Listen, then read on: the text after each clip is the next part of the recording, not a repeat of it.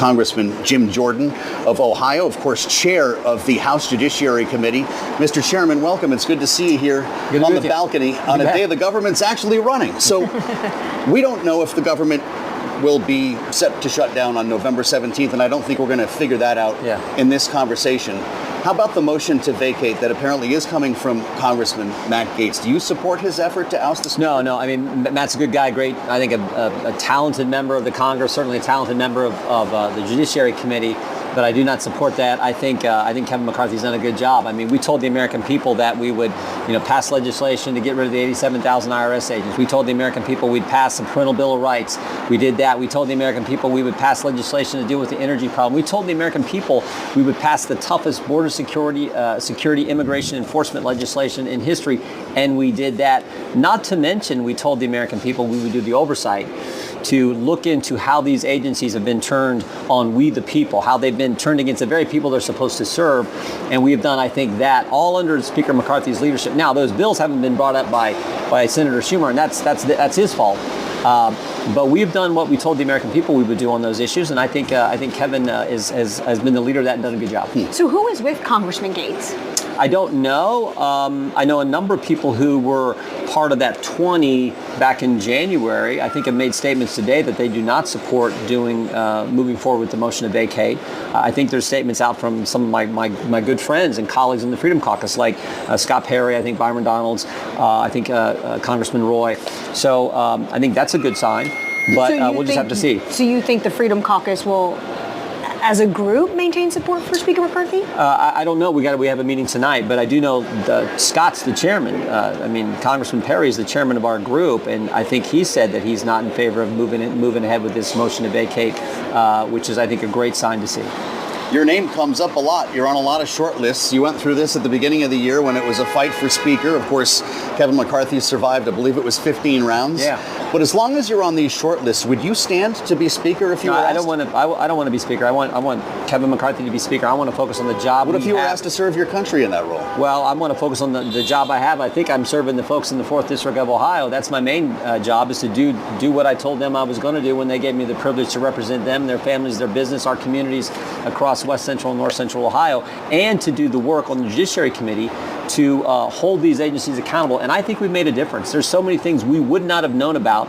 I get just one example. The IRS no longer makes unannounced visits to American citizens' home.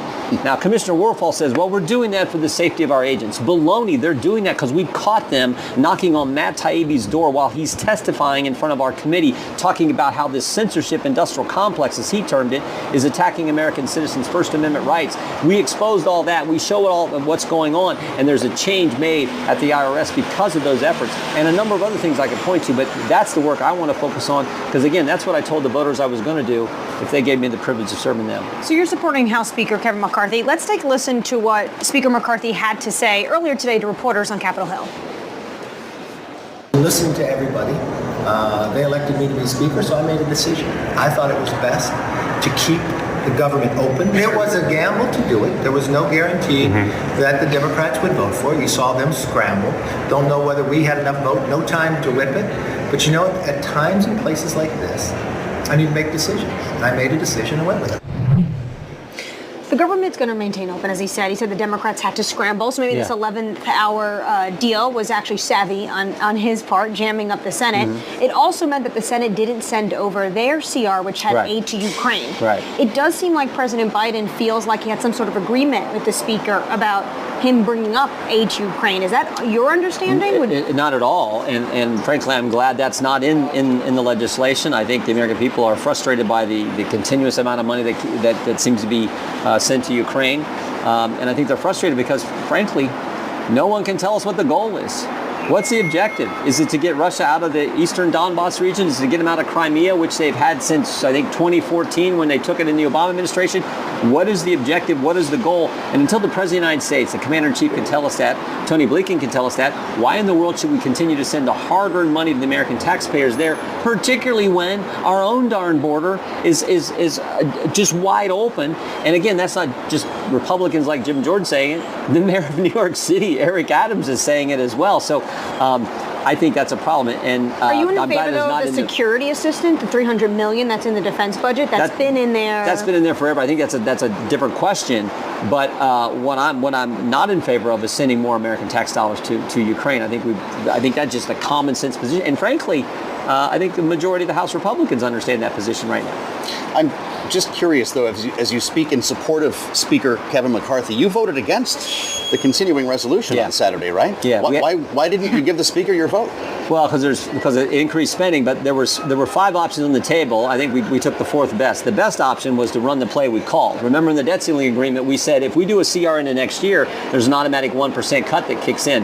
That's how you leverage to getting the 12 appropriation deals, is have that 1% cut hanging over everyone's head. So that was the best option. The second best option was to focus on one issue, put that on this continuing resolution. And everyone knows what the one issue is. Democrats even know. It's the border, for goodness sake. But we couldn't get votes for that. The third best option is the one we tried on Friday, which said we're going to reduce spending some, we're going to fund the government, we're going to create a debt commission, and we're going to address the border situation. And we didn't have the votes for that. So the worst option was what the Senate was going to send us, but the Speaker went to work and said, instead of taking the fifth option, the worst one, we'll take the fourth option, which is no Ukraine funding. So for you, that was lesser of two evils. It was the fourth best out of 5. But you still didn't vote for it. Still didn't vote for it because of the increased spending. And I told the Speaker, I said, I can't vote for that because I told our conference, stood up in our conference when I supported the debt ceiling agreement and said, if we don't stick to the plan, I'm not going to be for the play call was, kick a CR into next year, get the leverage of a 1% cut to get our work done. I still think that's the best move in the situation we're in. When you have divided government, you're going to have to deal with things like this. There's going to be a back and forth between the House and the Senate, between Republicans and Democrats. If you got a 1% cut hanging over everyone's head, that's an incentive. Deadlines change behavior. That's an incentive to actually work together and figure out how we can do these appropriation bills, get some of the policy we Republicans want, and agree to the number or fund at the number that's already been set. It was set in the debt ceiling. Jim Jordan, you're right. Deadlines do change negotiations, whether you're journalists, behavior, or lawmakers. Jim Jordan, Chair of the Judiciary, thank you so much for joining us.